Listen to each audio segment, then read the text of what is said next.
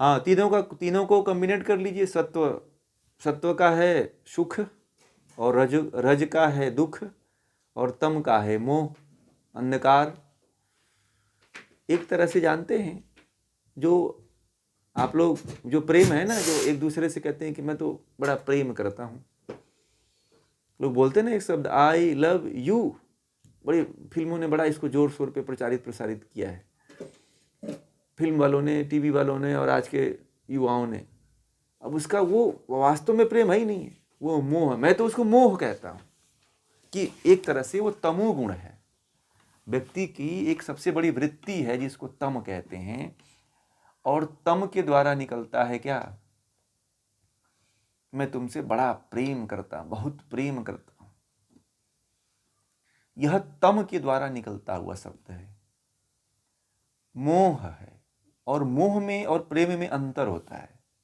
लोग कहते हैं ना, प्रेम जो होता है, प्रेम में कोई स्वार्थ नहीं होता है, और मोह में बहुत ज्यादा स्वार्थ होता है, जिससे आप भोग करते हो, जिससे आप सुख लेते हो, जिससे आपकी वृत्तियां भ्रमित होती हैं, वह मोह होता है।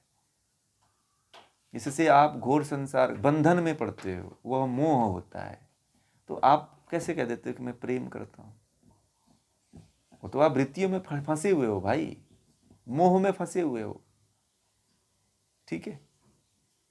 यदि आप वास्तव में जब प्रेम करते, तो प्रेम निस्वार्थ होता है, निश्चल होता है, निष्कामी होता है। कोई मोह, कोई लेन देन नहीं होता है। ठीक है। बस ज्ञान रहता है, और ज्ञान का, सत्व का केवल संबंध बना रहता है, आनंद का संबंध बना रहता है।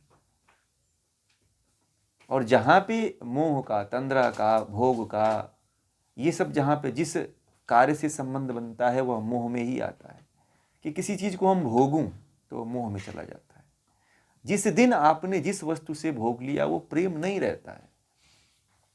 आप बच्चा पालते हो तो बच्चे से क्यों कहते हैं ना, हम, मेरा बच्चे के प्रति बड़ा ममता है, बड़ा प्रेम है, परंतु ममता और प्रेम से भी एक स्वार्थ चाहते हो कि ये भी जब बड़ा होगा तो ये कम से कम, मैं इसकी सेवा कर रहा हूं तो मेरी भी तो करेगा। तो वह क्या बन जाता है, मोह बन जाता है। इसीलिए बच्चों से दुख होता है माँ बाप को। बच्चे उनकी अपेक्षाओं पे खरे नहीं उतरते। अमेरिका से कहते हैं कि ऑनलाइन जो है तुम्हारा हम इलाज करवा देंगे, ऑनलाइन जो है तुम्हारा ट्रीटमेंट करवा देंगे। तो ये मोह में आ जाता है। आप जितना भी किसी से अपेक्षा रखोगे, किसी भी चीज की जब आप ज्यादा अपेक्षा रखते हो, तो वह मोह में गिना जाता है, प्रेम में नहीं गिना जाता। प्रेम में तो किसी के लिए कुछ कर दो, और चाह नहीं रहती है कि मुझे कुछ मिलेगा। स्वामी राम सुखदास जी कहते हैं ना कि आप बच्चा पैदा करो, और बच्चे से भी कुछ स्वार्थ ना पैदा करो कि बच्चा भी मेरे लिए कुछ करेगा। जो आपका सबसे प्रिय है, उससे भी मोह खत्म कर दो, उससे भी संबंध तोड़ लो कि इसके द्वारा भी कुछ मुझे होने वाला है। नहीं, ये मान लो कि जैसे अब हैं वैसे बच्चा होने से पहले थे, बच्चा होने के बाद भी वही स्थिति रहेगी। तब जाकर के मोह समाप्त होता है। ये मोह भी जल्दी थोड़ी छूटता है। मोह ने तो इतना जकड़ रखा है, कबीरदास जी कहते हैं कि मोह ने इतना जकड़ रखा है कि एक परिवार खड़ा कर देता है, एक समाज खड़ा कर देता है, आपके जैसे लोग खड़ा कर देता है, एक जाति खड़ा कर देता है, एक गांव खड़ा कर देता है, एक प्रदेश खड़ा कर देता है, और एक राष्ट्र खड़ा कर देता है। और उन जाति में, उस परिवार में, उस घर में, उस राष्ट्र में द्वंद्व मोह को लेकर के होता है। महाभारत जैसा जो युद्ध हुआ, वह मोह को लेकर के ही तो हुआ। उसमें सबसे बड़ा कारण क्या था? मोह था। मोह नहीं होता धृतराष्ट्र को, पुत्र मोह नहीं होता, तो महाभारत जैसा युद्ध नहीं होता। यदि वह अपने पुत्र के प्रति जो उसका मोह उठ रहा था धृतराष्ट्र के भीतर, वो यदि उसको वहीं पे नष्ट कर देते तो ऐसी स्थिति नहीं आती। महाभारत जैसा युद्ध जो है हमारे देश से बहुत बड़ी क्षति किया है, योद्धाओं का, ज्ञान का, विज्ञान का, विद्याओं का, बड़ी बड़ी विद्याएं नष्ट हो गई महाभारत के युद्ध से। महाभारत के युद्ध से बहुत बड़ा परिवर्तन हुआ, संस्कृतियां बदल गईं, राष्ट्र बदल गया। इसलिए मोह जब व्यक्ति मोह पे उतर आता है तो विनाश होता है। भगवान श्री कृष्ण ने इसीलिए तो निष्काम कर्म का उपदेश दिया था गीता में, इसीलिए तो आगे के लिए कहा था कि ये मोह फिर दोबारा न हो, कि ये महाभारत जैसा युद्ध न हो। इसीलिए भगवान श्री कृष्ण अपने पीछे गीता छोड़ के गए कि संसार वालों इसको पढ़ना, इसको समझना, क्योंकि मोह होगा। राजा दशरथ की मृत्यु पुत्र मोह में ही तो होती है, उनकी भी मृत्यु पुत्र के कारण ही तो हुई। वो भी किसी सच्चे विचारधारा से थोड़ी मरे, मोक्ष की इच्छा लेकर के थोड़ी राजा दशरथ मरे थे।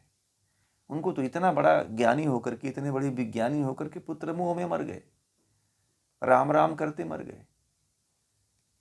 अब लोग उनका उदाहरण लेकर के जीते हैं कि राजा दशरथ जैसा व्यक्ति जब अपने पुत्र के लिए मर गया तो मैं क्यों नहीं मरूंगा।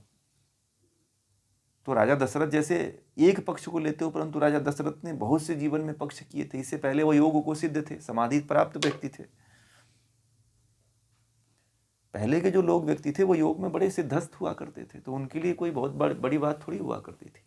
योग को कब ला देना, को समाधि में चले जाना, अपनी साधनाओं को तुरंत जागृत कर लेना, साधनाओं को तुरंत मिटा देना, उनके हाथ का खेल था। पहले योग बहुत ज़्यादा विकसित था।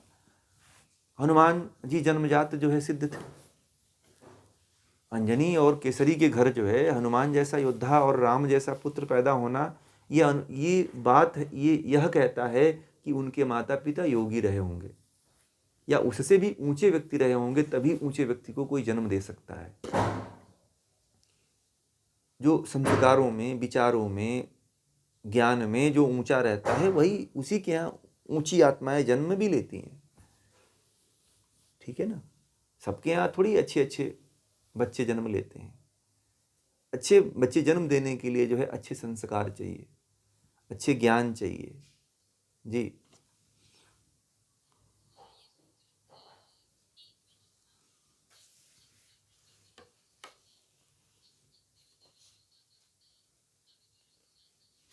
इंद्रियों के विषय जो है समाप्त हो जाते हैं। फिर जब चित्त की वृत्तियों का निरोध हो जाता है तो इंद्रिय के जितने विषय होते हैं वो सब नष्ट हो जाते हैं, पहले ही नष्ट हो जाते हैं। इंद्रियों के विषय तो ये तो आपके खेल का खेल है। आप चाहो तो अभी भी इंद्रियों के विषयों को खड़े खड़े रोक सकते हो। बात कर रहे हो, आप मुझसे सुन रहे हो, आपकी इंद्रियां कहीं भटक रही तो आप रोक सकते हो उसको। परंतु ये चीज़ जो है ना, जो ये पूरी तरह से इसको नष्ट करने की बात है, तो इसके लिए साधना करनी पड़ेगी आपको। और जब तक शुद्ध ज्ञान आपको नहीं होगा आप साधना नहीं कर पाओगे। ठीक है, इसलिए पहले तो आप शुद्ध ज्ञान को प्राप्त करो आप लोग। ठीक है, जब तक शुद्ध ज्ञान आपके चित्त में नहीं जाएगा तब तक आप नष्ट ही नहीं कर पाओगे। आपको पता ही नहीं चलेगा कि मुझे क्या नष्ट करना है। ठीक है, आपको इस बात का पता ही नहीं चलेगा कि आप क्या नष्ट करोगे। बहुत लोगों को तो ये नहीं पता चलता है कि मुझे नष्ट क्या करना है। ध्यान में बैठ जाते हैं, उनको पता ही नहीं चलता है किसका ध्यान करना है। अब ध्यान कराने वाले बड़े मज़े लेते हैं, कहते हैं कि पहाड़ों को देखो, झरना गिर रहा है और बड़ा आनंद आ रहा है, मन शांत हो रहा है, एकाग्र। इसी पे झूठ मूठ का बहलाते रहते हैं उनको। तो वो ध्यान थोड़ी है। मैंने योग महोत्सव में आप लोगों को जो है कराया था प्रकृति ध्यान, ओमकार ध्यान, गायत्री साधना, ये सारी चीज़ें जो प्राण साधना, ये सारी आधार हैं ध्यान के, यहाँ तक पहुँचने के आधार हैं। जब आप शास्त्रों को आप लोग पढ़ रहे हो तब आप उस ध्यान को आप लोग समझोगे कि ये ध्यान क्या है। तो इस तरह से तब आप उतरोगे। ध्यान की पद्धतियाँ यहाँ से शुरू होती हैं। ध्यान की पद्धतियाँ थोड़ी हैं कि आप यहाँ भटक रहे हो, वहाँ भटक रहे हो, मन में और बुद्धि में ही मजा ले रहे हो। बांसुरी की धुन से आनंद लेने वाला व्यक्ति ध्यान में थोड़ी उतर पाएगा। वो तो इंद्रियों के विषयों पे ही आनंद ले रहा है ना। वो तो आनंद किन को मिलता है? ध्वनि कान को, शब्द को मिल रहा है ना। यानी कि आप कान इंद्रियों को आनंद दे रहे हो, तो ये ध्यान थोड़ी हुआ, बताओ। कोई कहा कि खूब जलेबियां बन रही हैं, अनुभव करो, अब वो खूब आनंद ले रहा है जलेबियों का। कोई कह देता है कि पहाड़ों की वादियों में चलो, खूब अच्छे अच्छे फूल खिले हुए हैं, तो वह गंध इंद्रियों को खूब पोषित कर रहा है, खूब उनको दूध पिला रहा है, तो और मजबूत होगी इंद्रिया की इंद्रियां रुकेंगी? बताइए। लोग विपස්සना में जाते हैं तो मुझसे आकर के कहते हैं कि हुआ मजा नहीं आया कुछ। एक अभी लड़का गया था, दतिया में कोई जगह है, तो वहाँ करके आया तो बोला कि आप कैसे ध्यान करते हो? मैंने कहा कि मैं तो कुछ अलग ही ध्यान करता हूँ। इसके लिए तो तुम्हें ज्ञान लेना पड़ेगा, थोड़ा ज्ञान लो, थोड़ा ज्ञान लेने के बाद ही ध्यान करो तो अच्छा है। पहले ही आप ध्यान पे उतर जाते हो। लोग बड़े बड़े ध्यान केंद्रों में जाते हैं और लाखों रुपए खर्च करके आते हैं। कोई आचार्य रजनीश के ध्यान में जाता है, तो आचार्य रजनीश कोई छोटी चीज़ थोड़ी थे, बहुत ऊंची चीज़ थे, और उनको उनके ध्यान को करने के लिए तो ज्ञान की जरूरत है। कोई चाहे कि ऐसे ही मैं कूद जाऊं तो कभी नहीं समझ पाएगा ध्यान क्या होता है। ध्यान के लिए पहले ज्ञान आप लोग अर्जित करो। ये योग दर्शन आप लोग पढ़ लो, तब समझ में आएगा। योग शिव सूत्र पढ़ लो तो समझ में आएगा। ठीक है जी।